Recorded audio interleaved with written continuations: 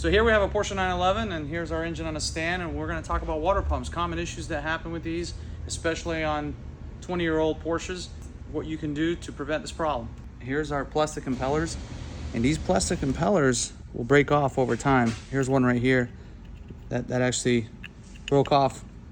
They're very brittle. I can just pull them off.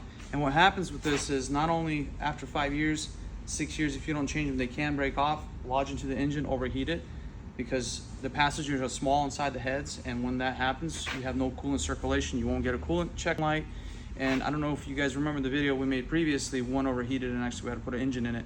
That was because of a thermostat failure. Well, this is another failure point, which is the water pump. So we come down this way, and sometimes customers ask, well, why don't we just use the aftermarket one with the metal impeller? And the reason that we don't use a metal impeller and we use a plastic one is because of this machined area in the case. If the metal impeller is to come off the shaft from the bearing, it will machine its way out, and when it machines, the flow will pretty much be distorted. It will destroy the case, and now you have to change the whole engine.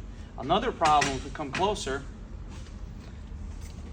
we have what's called electrolysis. There's etched out areas, and you can see the pitting of aluminum. Now all that aluminum is missing, and the reason why that happens is when you don't change your coolant for a long time, you develop pretty much a voltage charge that's over 1 volt, and it pretty much like turns into almost like a battery.